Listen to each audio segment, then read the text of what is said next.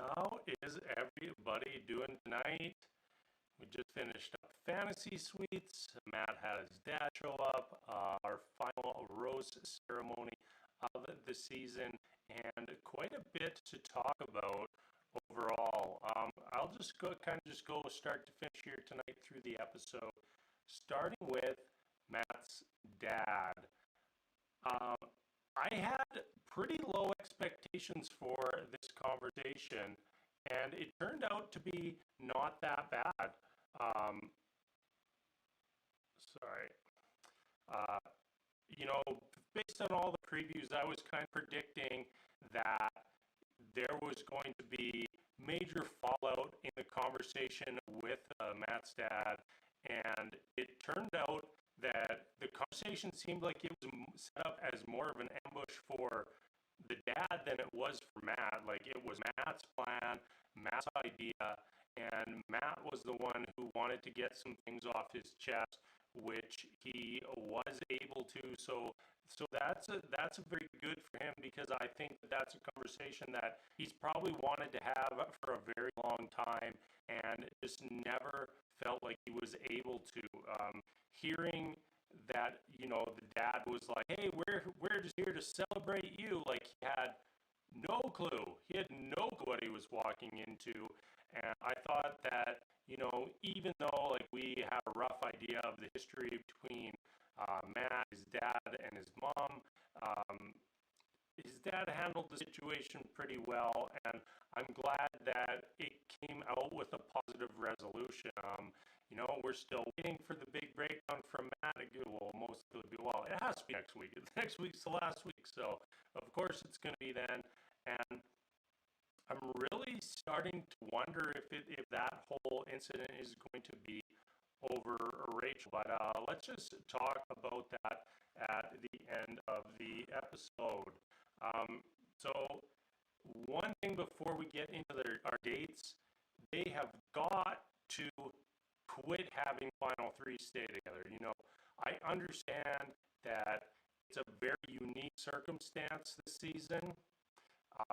They're all stuck there at Nemacolin, and they can't really go anywhere else. But we've seen that there's lots of other buildings on this resort that they can use. They can have people stay in different houses, separate the people out, maybe ask, "Hey, did one of your family members want to stay for a few days so you have some company for this fantasy suite week, and you have somebody to talk to that's not also dating the guy you're dating." It's just so cruel, and it's kind of forcing the women or men, depending on the season, to spiral out of control, get in their heads, to be constantly seeing other people going on their dates. Just not really fair, and they need to go back to not having it.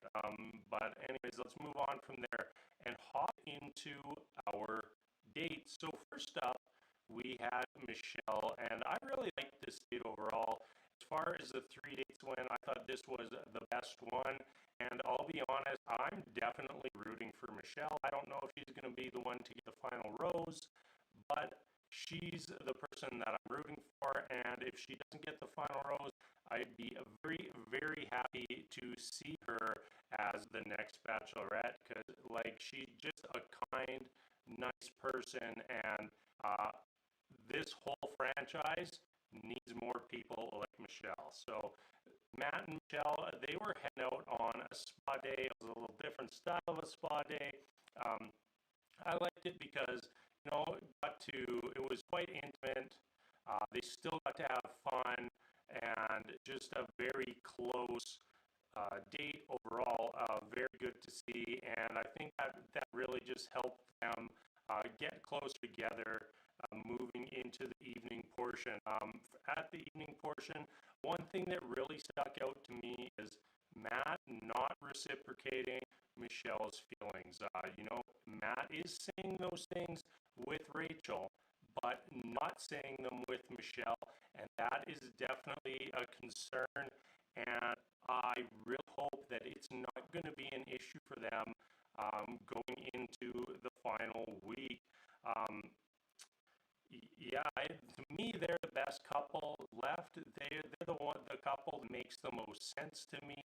I just view Michelle as being ready versus Brie and Rachel. I just don't really know. Um, and I'm just going to be heartbroken if she's not the one standing there at the end. We also got to see Matt. He went through with all three of the fantasy suites this week, so not we don't see that every season. But Matt's been stuck there alone for a while, and he took every chance he had to spend time with these women. Brie, our second date, and for me, she's just the forgotten member of the final three. I'm watching this date, and I just find myself drifting away from the TV. I'm looking at my phone. I'm checking the score in the hockey game, and then I'm like, "Oh, right, the date's going on." I just don't feel it. I just didn't feel it. I wasn't drawn to Brie this season, and as in the end, neither was Matt, as she is the one who walks away. They seem to have really the lamest date out of everybody. They went camping, and it was just like an opportunity for them to make boner jokes, like all the pitching tent, Brie helping Matt get it up. It was like that was the whole point of the date, and I was like, okay, cool. They went on to the night portion. So I was looking at my phone more than the TV. It just was not that engaging at all. And if I'm not feeling it at home, chances are good that the people, or at least the lead, wasn't feeling it either. And we saw in the end, Brie is the one who does not get a roast tonight. All right, our final date of the week, Rachel. Lots and lots of controversy outside the show about Rachel. And this was not really a good week for her. She does get a rose at the end, but like her energy going into that date was an absolute disaster. And I think that if Matt wasn't so head over heels for Rachel, Matt's willing to say that he's fallen in love with Rachel, not willing to say that to anybody else. He's got the biggest smile for her when she walks up. I think that if either of the other two would have came into their dates with that same attitude, that it would have went poorly for them. But instead, it's Rachel. Matt likes Rachel, so it comes off as a positive thing. He's gonna doesn't it just feel like he's gonna pick her? Like, just see everything, the way Matt is with her, how she's just totally giddy for him. It feels like that's the direction we're going, but I am wondering if a lot of the drama next week ends up revolving around Rachel, and even possibly some of the things that we've found out online since the season started about the Rachel attending the antebellum party, Rachel letting Confederate flag pictures and whatnot, that those things come up, because I think that we're still short a scene between Rachel and Matt where Rachel's trying to explain how important race is in her life and how she views race in all things. I don't think we have seen that moment between them yet, and it makes me wonder if that's going to be a part of the things that happen next week and going to be the big drama to end the season. My hope is that Matt picks Michelle and they live happily ever after.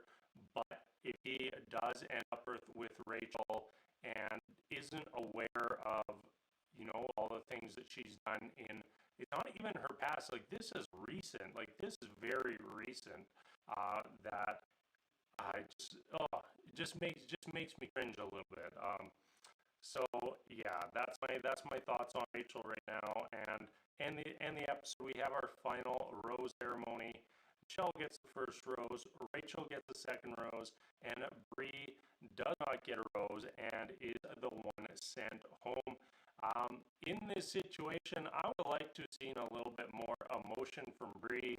She says she's fallen in love with Matt. She says she can see a life with Matt, and that breaks her heart to see to walk away and see him potentially with one of these other two women. And she shed a few tears, but I was not buying the connection there, and it wasn't either. So she is gone. So next week, final week, looks like lots of drama, and who knows what the eventuality is going to be. I'm not sure if we're going to have 2 episodes next week or not. We'll also have after the final roast next week, which will not be hosted by Chris Harrison, and will be hosted by Emmanuel Cho. And if you haven't seen anything from him yet, I highly recommend searching Uncomfortable Conversations with a Black Man on YouTube to watch some of what he does and kind of get an idea of what he's all about. I really like that he is going to be the one to replace Chris Harrison, just because I just like him. And hopefully that will continue on for more than just a 1 episode stint on After the Finals. All right, everybody, I'm going to wrap things up there for tonight. That's it for Fantasy Suites. 1 week left in the season, and then we are done with this pretty terrible season of The Bachelor. And hopefully, moving forward, we can see major change in this franchise, because they need it desperately. All right, everybody.